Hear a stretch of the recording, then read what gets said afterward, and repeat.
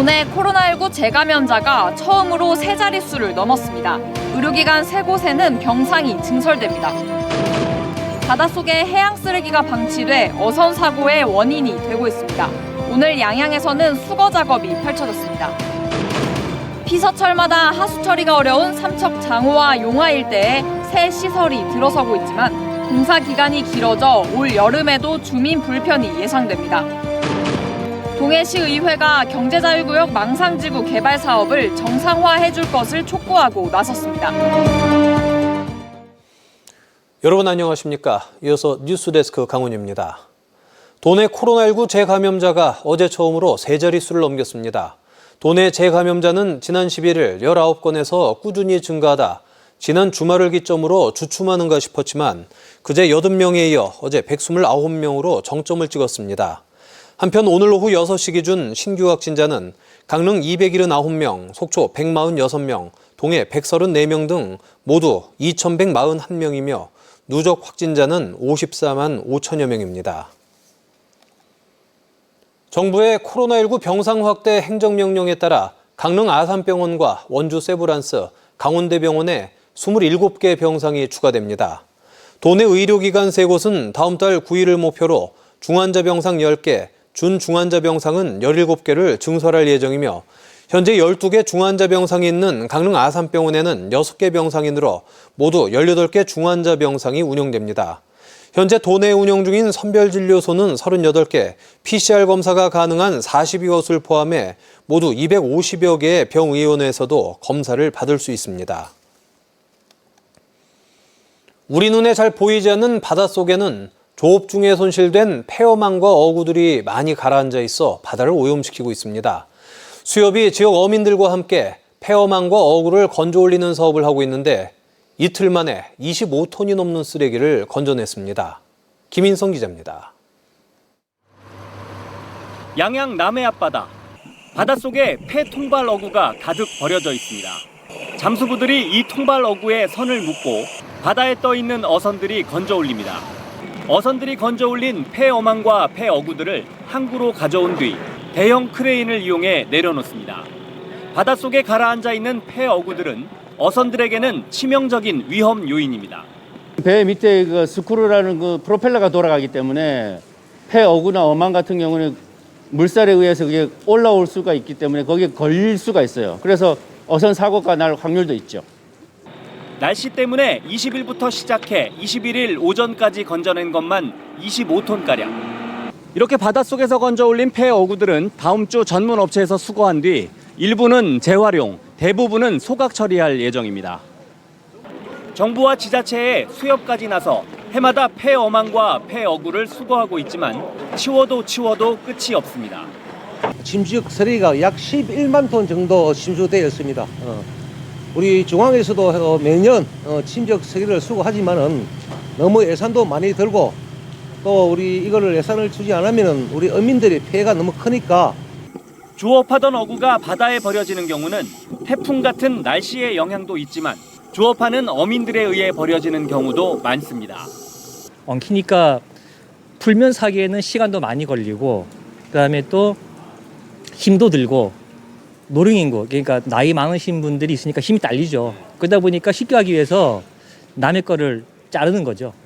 따라서 자신의 어망 어구를 어민 자신이 책임지도록 어구 실명제를 강화하고 미처 수거하지 못한 어구는 저절로 썩을 수 있도록 생분해성 친환경 재질로 만든 어구를 쓰도록 장려하는 등 정책적인 뒷받침도 확대할 필요가 있어 보입니다. MBC 뉴스 김인성입니다. 한국의 나폴리라 불리는 삼척 장호와 용화 마을에는 피서철마다 관광객이 많이 몰리면서 하수 처리에 어려움을 겪고 왔습니다. 삼척시가 최근 통합 하수 처리 시설을 지어 시범 운영을 시작했는데 일부 공사는 아직 마무리되지 않아 주민 불편은 계속될 것으로 보입니다. 배원환 기자가 취재했습니다. 삼척시 근덕면 용화와 장호마을.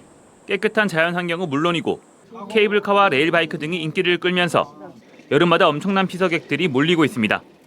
피서객들이 몰리면서 두 마을 모두 하수 처리에 큰 어려움을 겪었습니다.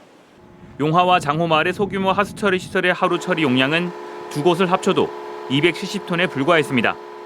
하루에 1000톤 가까운 하수가 발생하는 여름 성수기에는 하루에도 수십 대가 넘는 차량이 하수를 싣고 근처 시설로 이동해 처리해야 했습니다. 이에 따라 삼척시가 모두 246억 원을 들여 지난 2019년부터 통합 하수 처리 시설을 짓고 지난 5월부터 시험 가동에 들어갔습니다. 하루 처리 용량은 1200톤으로 기존 하루 최대 발생량을 뛰어넘는 수준으로 설계됐습니다. 현재 용화 장호 하수 처리 시설이 운영을 시작해 지역에서 발생하는 하수를 처리하고 있지만 일부 관로 시설의 마무리 공사가 완료되지 않고 있습니다. 삼척시는 당초 피서철 이전인 올 상반기 하수 처리 시설 완공을 목표로 했지만 관로 공사를 마무리하지 못하면서 전체 사업 준공도 늦춰지게 된 상황입니다. 이 때문에 일부 주민들은 여전히 소규모 하수 처리 시설과 개별 정화조를 이용해야 할 상황입니다.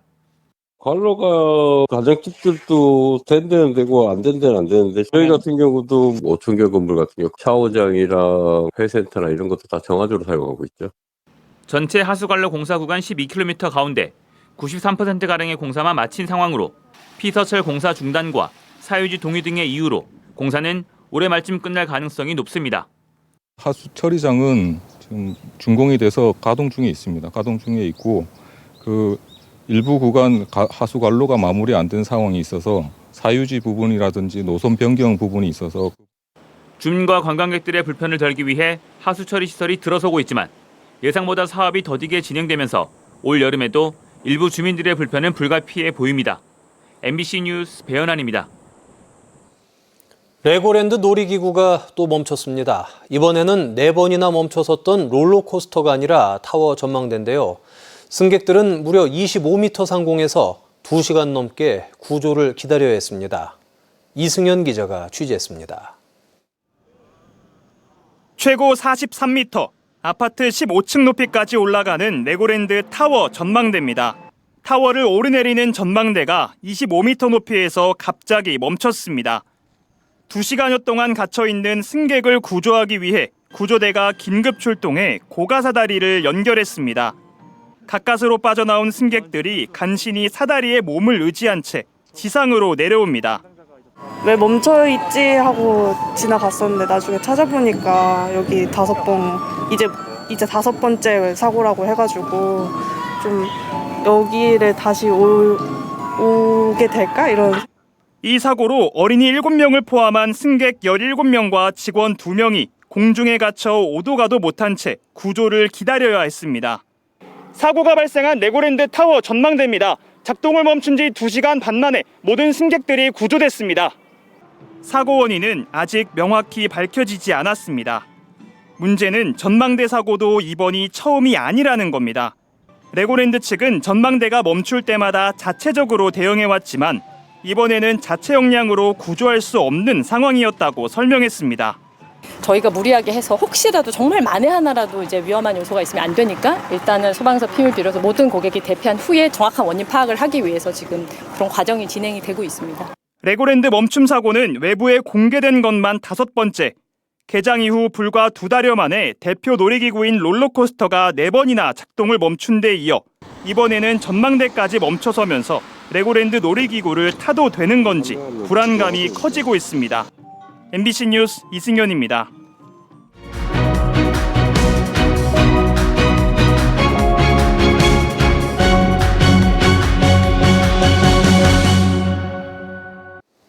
동해시의회가 경제자유구역 망상지구 개발사업 정상화를 촉구하는 결의안을 채택했습니다. 동해시의회는 최명관 의원의 대표 발의로 결의문을 채택하고 강원도의 망상지구 개발사업 재검토를 포함해 경제자유구역 면적 축소에 따른 재정지원, 강원도와 동해시, 경제자유구역청, 사업시행자 등 4자 간의 적극적인 협력과 노력을 촉구했습니다. 이와 함께 동해시의회는 동해안권 경제자유구역청 신동학 청장에 대해 사업 추진 지연 등의 책임을 지고 사퇴할 것을 요구했습니다. 민주노총 강원지역본부가 동해안 노동자 사망 사고와 관련해 원청업체에 대한 강도 높은 처벌을 요구하고 나섰습니다. 민노총 강원지역본부는 성명서를 내고 어제 동해안부두 정박 선박에서 발생한 협력업체 노동자 사망 사고와 관련해 쌍용 C&E 대표이사를 구속하고 중대재해기업처벌법으로 처벌하라고 주장했습니다. 이와 함께 강원본부는 고용노동부의 철저한 수사와 특별 근로감독, 검찰의 강력한 수준의 처벌 기소, 법원의 엄정한 판결도 요구했습니다. 한편 쌍용 C&E 측은 보도자료를 통해 사고 발생에 대해 안타까움을 표하며 사고대책위원회를 마련해 사고 수습에 나서는 한편 관계기관의 조사에 적극 협조하고 재발 방지 대책 마련에도 힘쓰겠다고 밝혔습니다. 국립경찰병원 분원을 유치하겠다고 나선 강원도 내 자치단체가 모두 8곳인 것으로 확인됐습니다. 강원도는 동해시와 태백시, 춘천시와 원주시, 홍천군과 철원군, 화천군과 횡성군이 경찰병원 분원을 유치하겠다며 강원도에 신청서를 냈고 이들 자치단체의 신청서를 경찰청에 보냈다고 밝혔습니다. 경찰청은 내년 1월까지 용역을 통해 후보지 타당성 조사 등을 벌인 뒤 현장 실사 등을 할 것으로 알려졌습니다. 국립경찰병원 분원은 2개 센터 23개 진료과를 갖춘 550병상 규모로 건립될 예정이며 의료진 등이 상주합니다. 삼척 석탄화력 반대투쟁위원회가 화력발전소 건설을 반대하며 찬반 주민투표 실시를 요구하고 나섰습니다. 삼척 석탄화력 반대투쟁위원회는 오늘 오후 삼척시청 앞에서 집회를 열고 시민들의 건강권과 생명권을 지키고 지구를 구하기 위해 석탄화력발전소 건설을 막아야 한다며 찬반 주민투표를 요구했습니다. 한편 삼척 블루파워는 지난 2018년부터 모두 4조 9천억 원을 투입해 석회석 폐광산 부지에 1050메가와트급 화력발전소 2기를 건설 중이고 내년 하반기 가동을 시작한다는 계획입니다. 강릉 경포호수 잔디광장에 며칠째 쓰레기가 방치돼 관광지 이미지를 해치고 있다는 민원이 잇따르고 있습니다. 주민들에 따르면 지난 18일 경포호수 잔디광장에서 공연 행사가 열린 이후 각종 쓰레기가 마구 버려진 채 사흘째 수거를 하지 않아 주민들과 관광객들이 빠른 조치를 요구하고 있습니다. 강릉시는 내일부터 외부 인원을 고용해 수거할 예정이라고 밝혔습니다. 뉴스데스크 강원을 마칩니다. 고맙습니다.